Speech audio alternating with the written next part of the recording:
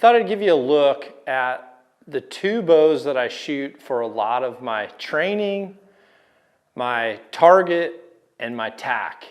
So these bows are a little bit different than what I would hunt with, but I thought I'd run you through what the differences actually are. So one bow is my Tack Bow, which is for right now the NTN. That's what I shot all of last year, and I may change over to a Levitate for that. However, the setup's still going to be about the same. And then the other bow that you've been seeing me shoot throughout this winter is kind of a bow that I set up not only for my indoor training, which is a little bit different than bows that I've set up in the past when I'm very focused on 100% competitive target style archery. This is more of a hybrid indoor trainer / beginning of the outdoor season bow for me. So let's start with this one just because this bow is where I start my season this year. So right now I'm shooting a Levitate, and anytime I'm working on training, which I always work on training as soon as the hunting season's over, I take a little R&R time. I kind of pick a date where I can mentally say, this is the date I'm gonna get after it, and I start right in with School of Nock season 1 and go through those same exact drills and then work on polishing my indoor shooting, because that's where I'm really able to put a microscope on my technique and my rhythm and my cadence and just get to where I'm making flawless shots without any type of outside force, meaning, you know, whether it's crowd, whether it's being winded, whether it's weather pushing on me. I just want repetitive pounding dots and just polishing my technique. So for that and for tack, I always drop my weight down from my hunting weight. So for indoor, I go as far away from it as I do all year, and then I work my way towards it by the time I have a tack bow or a fully integrated outdoor bow or field bow.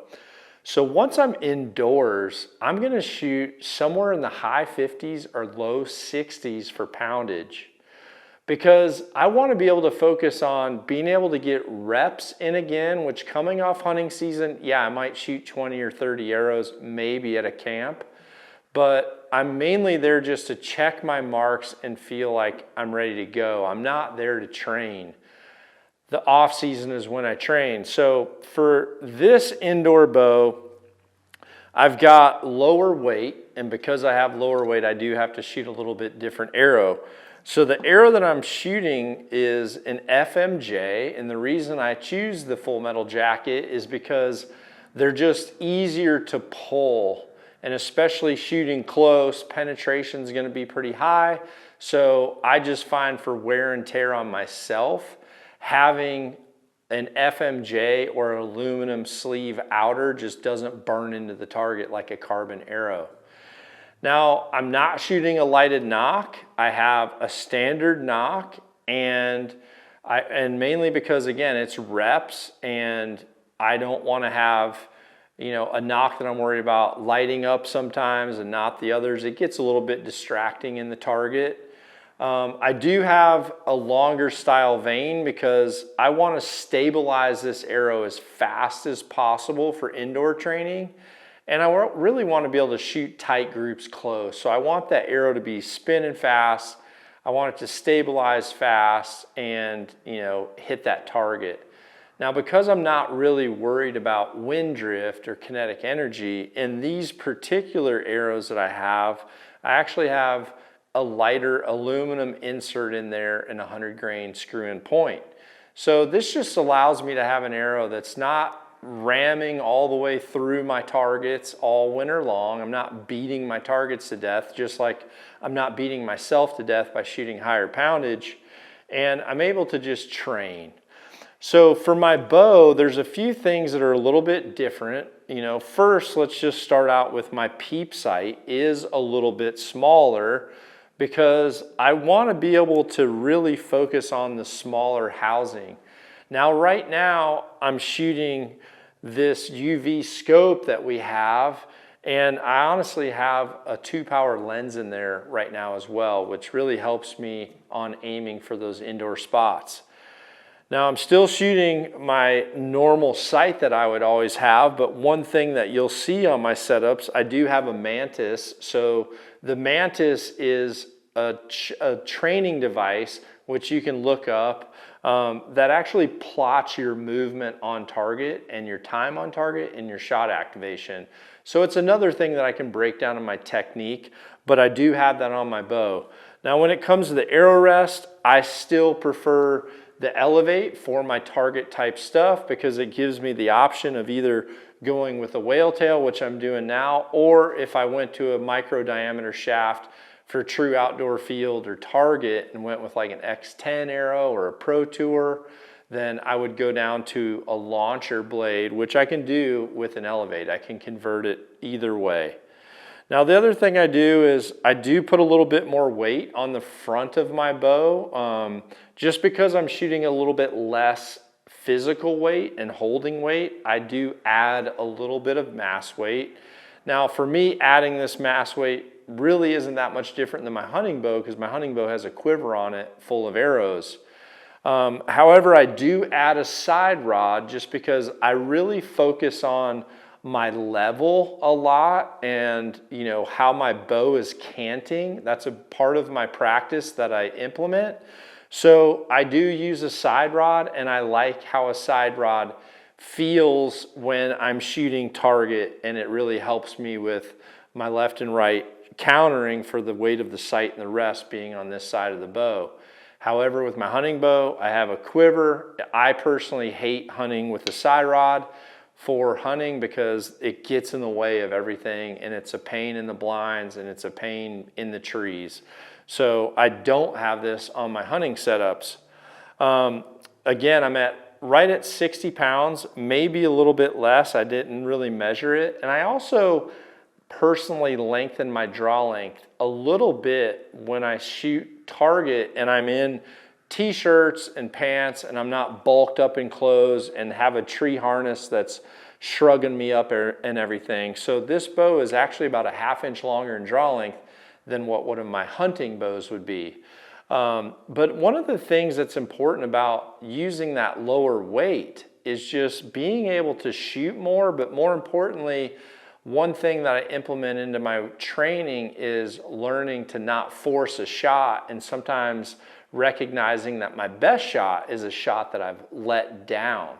So when it comes to like physical strength, pulling the bow isn't what really wears me out. It's when I'm having to let them down and let them down and let them down. And that really comes when I recognize a shot isn't 100% and I cancel it. My reward when I'm shooting is being able to shoot a good shot. So if I'm not going to shoot that good shot and I know I've got a breakdown somewhere, I cancel the shot and pretty much penalize myself by saying you're not going to shoot.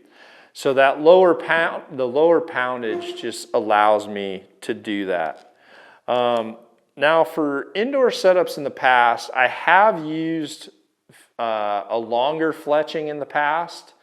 I've also used target tips and not a screw-in tip. All of those things are really up to preference. Now, one of the things that I'll say is for this particular setup, again, this is focused on indoor training, which I train at 18 meters, roughly 20 yards. That's where I train. And then once it starts to get warm, I'll pop out with this bow and I'll shoot a lot of stuff outdoors, kind of up to about 50 or 60 yards where I'm putting in mass numbers of arrows. And at that distance, I'm still fine with an FMJ traveling a little bit slower, having a little bit bigger pin gaps. However, it's still pulling really easy out of the target, and it pulls easy out of a target that's still cold and frozen, which is important if you live anywhere up north. The hard targets in the spring can one, wreck your targets and just wears you out. So now for my tack bow, this is a little bit different because what I do is I start to just turn up the performance.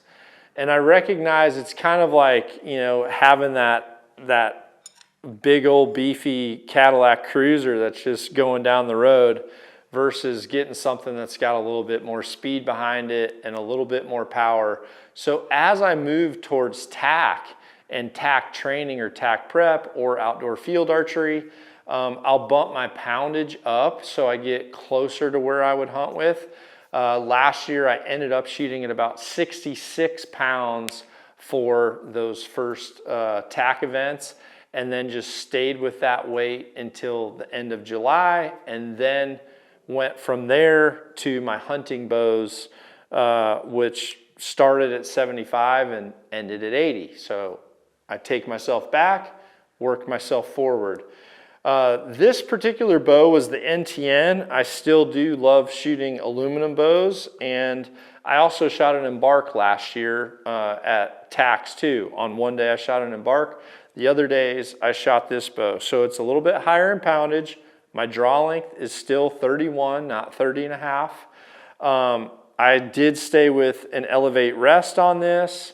I actually took the plastic coating off my steel whale tail just because I put so many arrows through the bow during the course of a tack season that I don't want to start wearing through that plastic and changing essentially my nock position.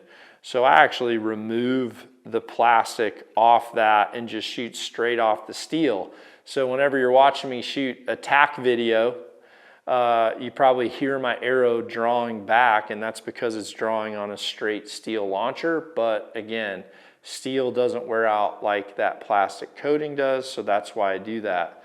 Now last year I shot my standard Spot Hog scope, and the reason was, as I was moving closer towards hunting season, I really did want to mimic my hunting sight picture just like what I'd be seeing once I started hunting in August. So I went back to my standard scope and still had my side rods, still had the shorter stabilizer, and that varies. Sometimes I'm very focused on the longer stabilizers during my training season, and then sometimes I focus on the shorter stuff. Really depends on what the weather forecast is looking at for where I'm going. If I'm expecting a lot of wind, then I'm not going to take the longer stabilizer. I'll add weight and shorten things up to keep me stable. The big difference that you'll see really between the setups is that I actually change my arrow quite a bit. So for the arrow, I go back to the axis because now I want speed, and I'm not worried about pulling them out of the target. I'll travel with lube tube. But I do go to an axis, so my speed goes up, but I still keep an aluminum insert in my target bow setups. Now, even though the arrows come with brass, my target specific arrows, I go ahead and put the aluminum in to lighten up these things a little bit. And by lightening it up, I'm also able to go to a weaker spine, which then is lighter overall in the arrow shaft. So because my overall point weight is still around 117 grains total, which is only 3 grains off of what I pretty much shot all my competitive tournaments with, which was 120 up front, I'm still at 117, which I'm fine with when it comes to impacting targets and not worrying about penetration or steering a broadhead on the front. Now, to kind of continue along that faster, more stable arrow in those longer range conditions, what I do on the back is I actually go to a standard nock a lot of the times. Unless I'm shooting for people, I might put a lighted nock in, but I'll go to a lighter nock just so that that weight's down a little bit and I'm able to keep as much FOC as I can. And the other thing is I actually trim my wraps down a little bit so that I can go to this smaller vane, the PM 2.0. And the reason I go to this is because it just has much less side wind drift, just because it is much less profile for the wind that's pushing against it compared to 4 longer ones. And then the other thing is it is overall lighter too. So this arrow is quite a bit faster, probably 25 feet per second faster than what I would hunt with. But when I'm on the mountain and I'm worried about getting an arrow there fast, not having to be critical on yardage, the faster arrow does help me out and it gives me more clearance. So with this shorter vane being here, I'm able to get my scope closer to that arrow because the vane is so short, giving me several extra yards down the range. Now the difference between this sight scale and the ballistics of this arrow versus this arrow are quite a bit different. It would be the difference of me really not even being able to clear 100 yards outside with this heavy arrow that's going slower at the lower poundage and having that bigger vane versus having this bow that's a little bit more drawing weight and I've got a much, much lighter arrow giving me that much more speed. No problem on this one. I think I was shooting out to 125 or 130 yards this past year. So those are my main variations. You've seen me with different rests. You've seen me with different stabilizers. You've seen me with different scopes. Again, the main thing I'm looking for is what is the specific thing that I'm shooting for. If I'm wanting reps, I'm dropping weight, I'm putting a lens in there, I'm staying at a close distance, I'm tracking my movement, I'm taking a lot of pictures, and I'm just working on getting my technique back to ground zero from that 6 months of hunting and really not shooting much and shooting a bow that's much higher in poundage than what I would want to get reps in. And then from there, as I move from this one, I'll go into another bow that'll be faster. I'll try to build it so that the limbs are 6, 7, 8 pounds heavier than where I started, getting me halfway to where I want to be during hunting season. And I'll lighten the arrow and really build an arrow specific for just outdoor practice and training. I know a lot of you out there want to practice exactly how you hunt, and I certainly understand that. A lot of times we wreck valuable #1 hunting arrows. I have all these #1s, and then I'll risk shooting it out in practice and wreck the thing. I think if you invest in a target arrow that's lower, built for the lower poundage, it's got a weaker spine, maybe you have a little bit less overall weight in the front of it, and try some of the smaller vane profiles that are really great for ballistics downrange. I feel like you're still getting great training on your technique. You're also still in a very accurate setup that's giving you a score that kind of tells you where you're at. If you're a score person, you know, having a setup that is still target-ish versus a full target setup. This is kind of what I refer to as my hybrid. And I can still shoot very well score-wise with this, not as good as if I had a full compound setup with a higher brace height, totally different arrow that's really not still a hunting arrow, more magnification in the lens and a longer stabilizer and a lot more overall weight to just solidify me in the conditions. This makes me feel like I'm still hunting, but I'm able to push the limits and get more reps than I would if I just had my hunting bow. So those are the variations that you see. Take it for what it's worth and try some yourself. You might like something totally different.